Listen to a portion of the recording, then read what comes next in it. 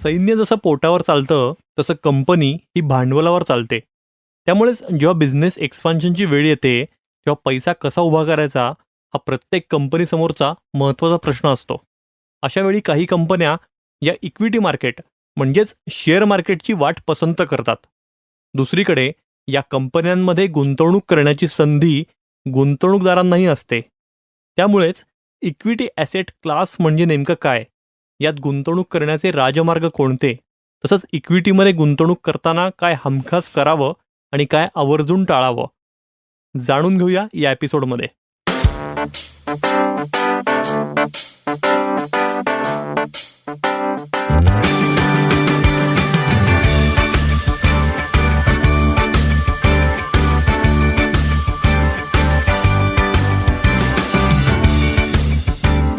फंडा म्युच्युअल फंडाचा या आमच्या नवीन पॉडकास्टमध्ये समस्त श्रोत्यांचं अगदी मनापासून स्वागत. क्रिसेंट या पुण्यातल्या आघाडीच्या म्युच्युअल फंड डिस्ट्रीब्युटर फर्मचे संचालक भूषण वाणी हे आपल्या सोबत आहेत. हॅलो भूषण, कसे आहात तुम्ही? Hello Niranjan, I am good, fine, excellent. How are you? एकदम मस्त. सो आपल्या प्रत्येक पॉडकास्ट बरोबर मार्केट नवीन नवीन हाईप दाखवते, नवीन लेवलला पोहोचते आणि त्यामुळे गुंतवणूकदारांचा, अल्टिमेटली प्रत्येक सल्लागाराचा आणि म्युच्युअल फंड कंपन्यांचा, इक्विटी मार्केटचा आनंद हा द्विगुणित होतोय. अगदी बरोबर सांगितलं भूषण तुम्ही. कारण लास्ट टाइम जेव्हा आपण भेटलेलो तेव्हा जो काही पीक होता सेन्सेक्सचा तो क्रॉस करून आता नवीन उच्चांक गाठलेला आहे आणि ती फिगर आणखी वाढणार आहे याची खात्री आहे. त्यामुळे ती ॲक्च्युअल फिगर किती हे आपण आज सांगायला नको, कारण हा एपिसोड ॲक्च्युली जेव्हा रिलीज होईल तेव्हा मला खात्री आहे की ती फिगर आणखी वाढलेली असेल. नक्कीच Niranjan. Yes Bhushan, first thing first, equity asset क्लासवर जाण्याआधी आम्हाला सांगा इक्विटी म्हणजे नेमकं काय? Equity, shares. आता आधी इक्विटी आणि शेअर्स असा जर शब्द आपण ऐकलात तर आधी पोटात धस्स व्हायला होतं.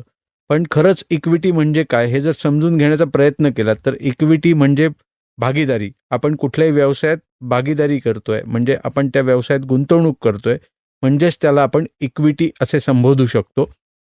आता हा व्यवसाय किती काळ चालणार आहे, कसा चालणार आहे, याचे मॅनेजमेंट कोण आहे, ही कंपनी किती काळ त्या व्यवसायात आहे आणि मग त्या व्यवसायात आपण गुंतवणूक करायची आहे की नाही आणि ती किती करायची आहे हे आपण पुढच्या प्रश्नांमध्ये बघणारच आहोत. परंतु जी गुंतवणूक आपण त्या व्यवसायात करतो म्हणजेच आपण त्या व्यवसायाची भागीदारी घेतो, आपण त्या व्यवसायाचे भागीदार होतो. आता भागीदार जेव्हा मी म्हणतोय म्हणजे आपण पार्टनर त्या व्यवसायाचे झालेलो आहोत.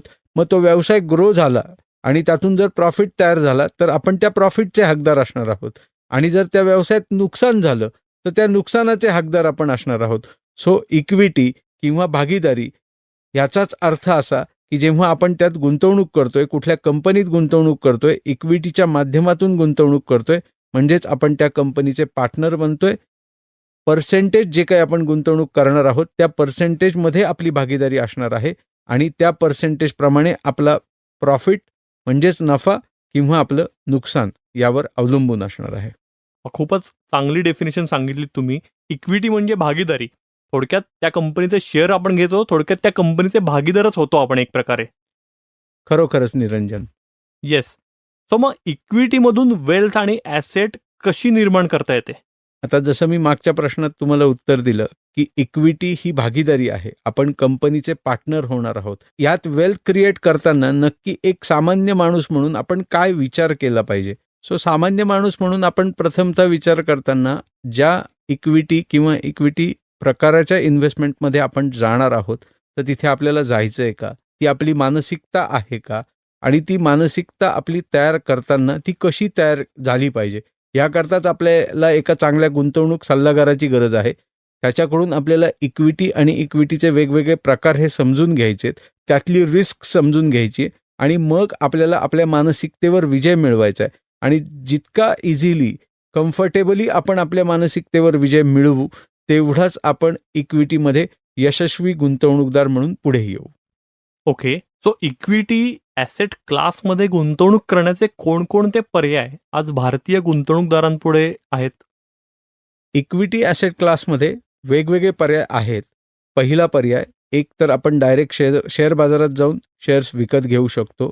दुसरा पर्याय, आपण म्युच्युअल फंडच्या माध्यमातून इक्विटी म्युच्युअल फंडमध्ये गुंतवणूक करू शकतो. तिसरा पर्याय, आपण पोर्टफोलिओ मॅनेजमेंट सर्व्हिसेस या ज्या म्युच्युअल फंड आणि नॉन म्युच्युअल फंड कंपन्यांकडून ऑफर केल्या जातात त्या माध्यमातून आपण इक्विटी मार्केटमध्ये येऊ शकतो.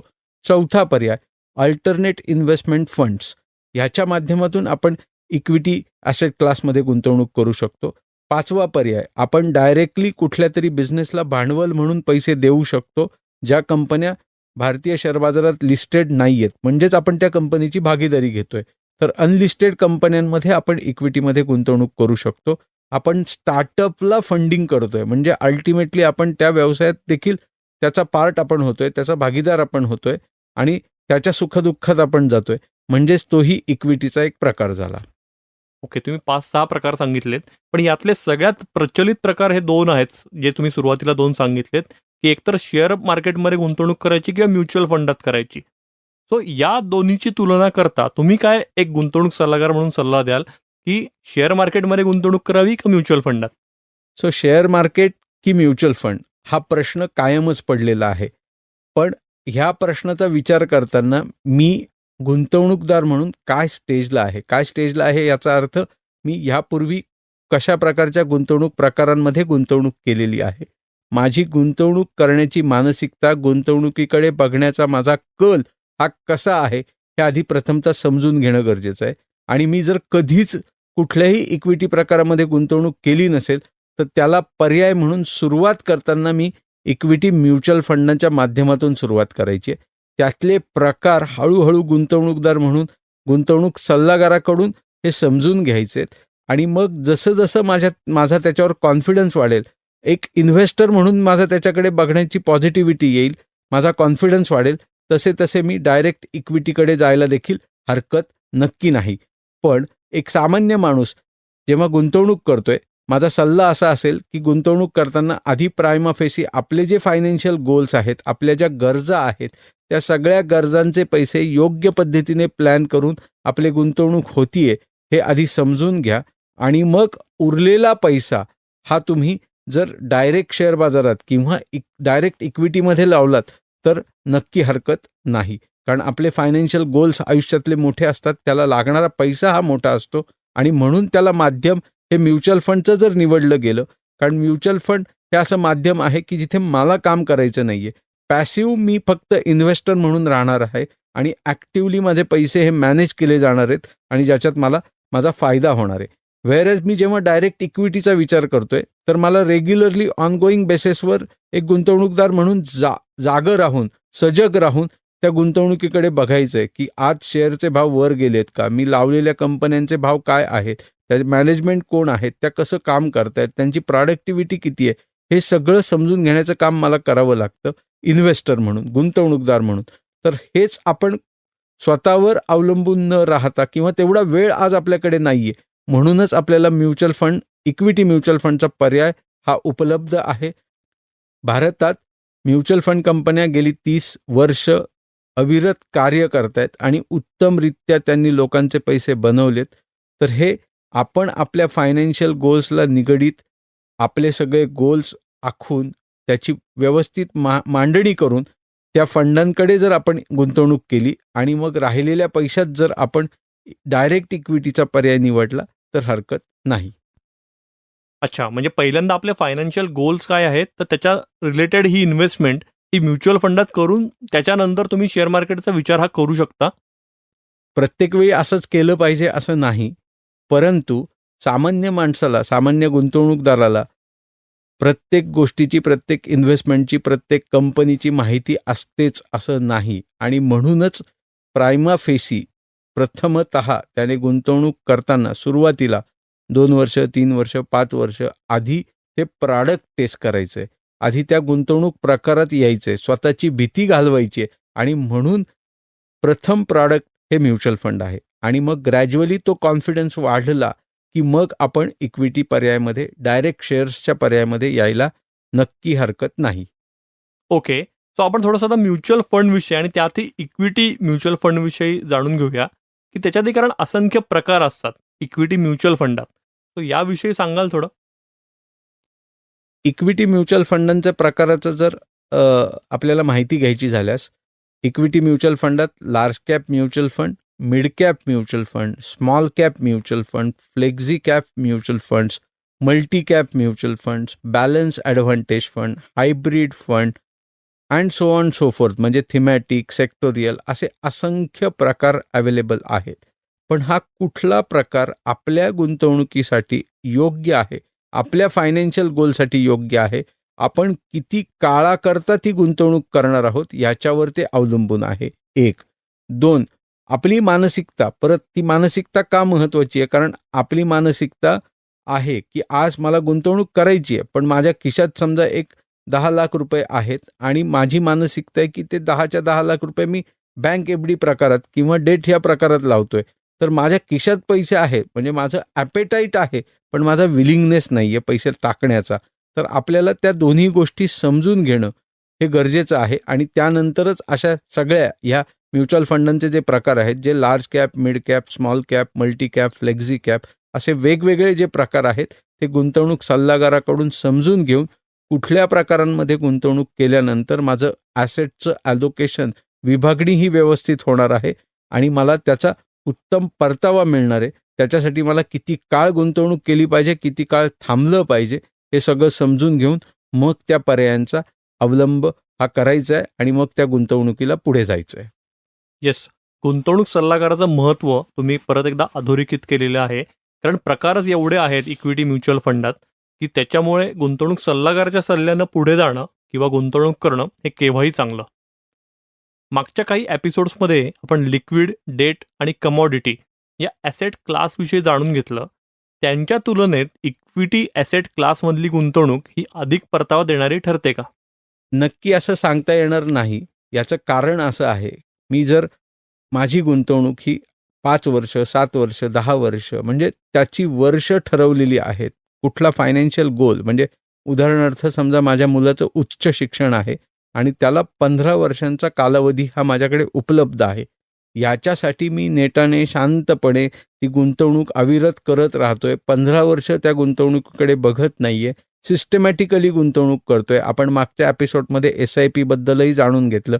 तर सिस्टमॅटिक इन्व्हेस्टमेंट प्लॅनच्या माध्यमातून, म्युच्युअल फंडच्या माध्यमातून मी गुंतवणूक करतोय आणि मग ते करताना जर मी माझ्या मानसिकतेवर कंट्रोल ठेवला आणि शांत राहिलो, तर नक्की इक्विटी ॲसेट क्लास हा इतर गुंतवणुकीच्या प्रकारांपेक्षा आपल्याला जास्त परतावा हा देऊ शकतो. पण त्या मानसिकतेवर जर मी विजय मिळवला नाही किंवा माझं ड्युरेशन मी माझ्या गुंतवणूक सल्लागाराला किंवा फायनान्शियल कन्सल्टंटला सांगितलं की हे पैसे मी 15 वर्ष मला नको आहेत, माझ्या मुलाच्या उच्च शिक्षणासाठी मला हे लागणार आहेत आणि जर मी 2 वर्षात, 3 वर्षात ते जर पैसे काढायला गेलो कुठल्याही कारणासाठी, मे बी माझ्या इमर्जन्सीसाठी, maybe for other reason, तर मात्र मला तिथे नुकसान होण्याची शक्यताही आहे. त्यामुळे इक्विटी हा ॲसेट क्लास फक्त जास्त रिटर्न देतो आणि बाकीचे ॲसेट क्लास देत नाहीत, तर असं नाही आहे.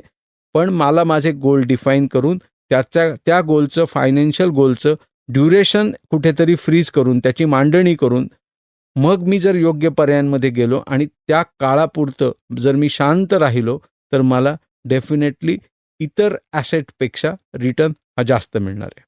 येस, म्हणजे रिटर्न जास्ती मिळतील का नाही हे सगळ्या त्या कंडिशनवर, मार्केटच्या आणि इतर कंडिशन्सवर हे अवलंबून आहे. नक्कीच.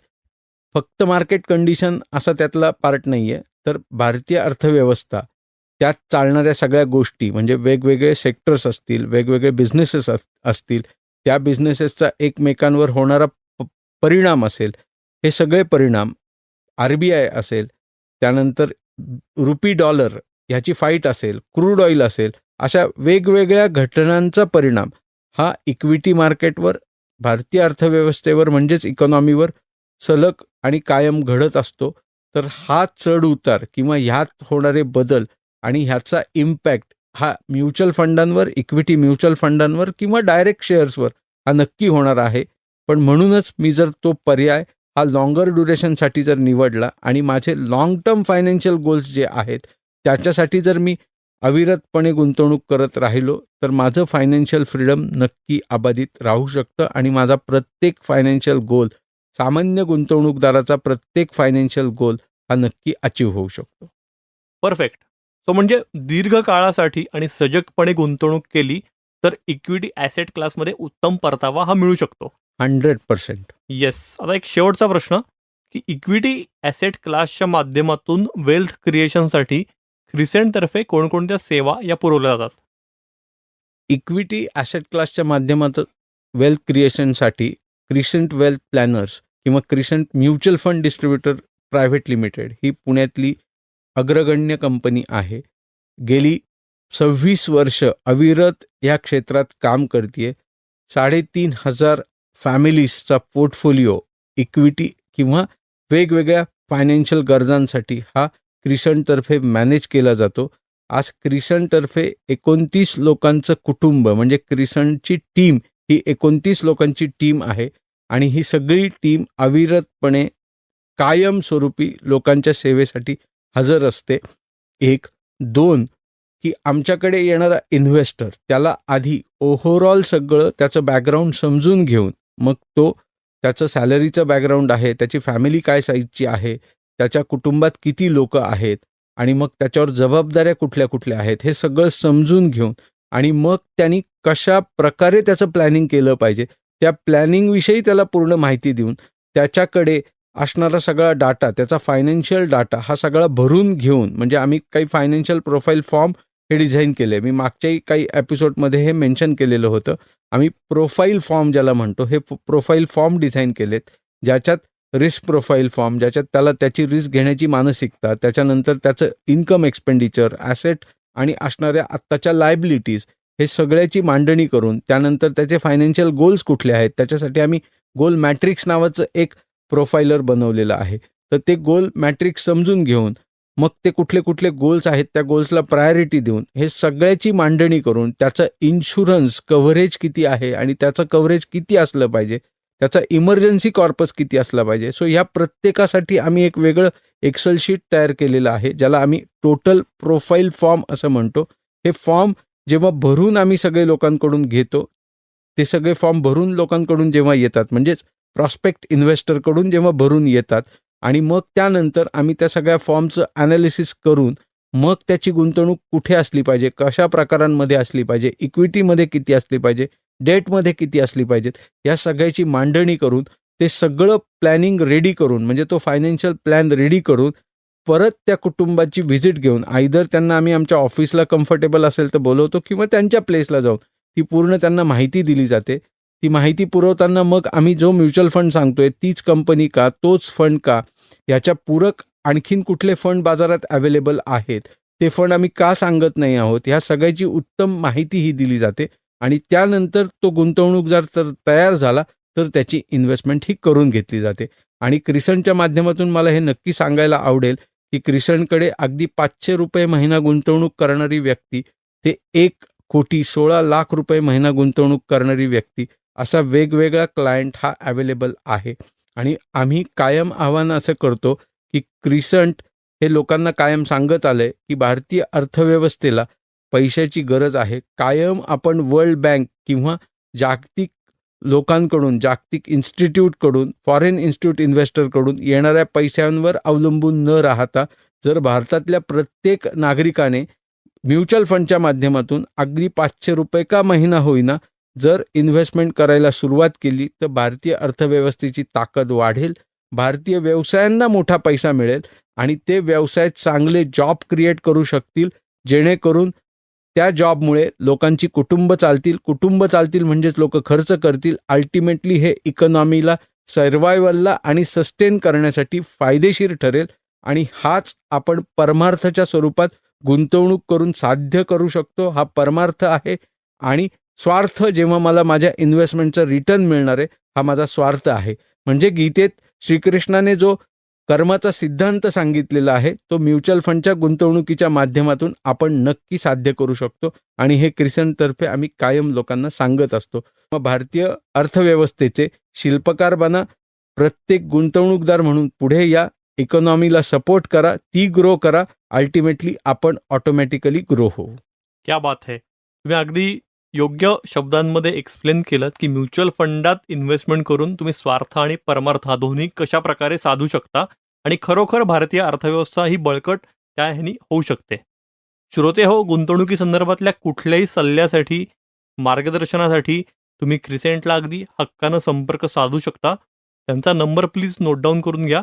नंबर आहे 9764125533. मी नंबर परत एकदा रिपीट करतो, 9764125533.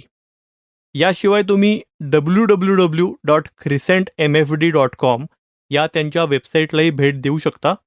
हा एपिसोड आवडला असेल तर आमचा चॅनल नक्की लाईक करा, सबस्क्राईब करा आणि तुमच्या फ्रेंड सर्कलमध्ये किंवा रिलेटिव्हजलाही याची लिंक नक्की शेअर करा. हा पॉडकास्ट तुम्ही Spotify, Apple podcast, Jio Saavn, गाना, ॲमेझॉन म्युझिक, गुगल पॉडकास्ट यासह क्रिसेंटच्या यूट्यूब चॅनलवरही अगदी मोफत ऐकू शकता. आत्ता आपण ऐकलात भूषण वाणी आणि निरंजन मेढेकर यांच्या आवाजात फंडा म्युच्युअल फंडाचा हा पॉडकास्ट. ही क्रिसेंटची निर्मिती असून साऊंड्स ग्रेटची 2023ची प्रस्तुती आहे. डिस्क्लेमर: म्युच्युअल फंड गुंतवणूक ही बाजारातील जोखमीच्या अधीन आहे. गुंतवणूकदारांनी योजनेशी संबंधित सर्व कागदपत्रे काळजीपूर्वक वाचावीत. फंडा म्युच्युअल फंडाचा या पॉडकास्टचा उद्देश गुंतवणूकविषयक जनजागृती हा आहे. या पॉडकास्टच्या आधारे घेतलेल्या गुंतवणूक निर्णयांमुळे कुणा व्यक्तीचे अथवा संस्थेचे नुकसान झाल्यास crescent mutual fund distributor private limited किंवा sounds great NM audio solutions LLP जबाबदार राहणार नाही याची कृपया नोंद घ्यावी.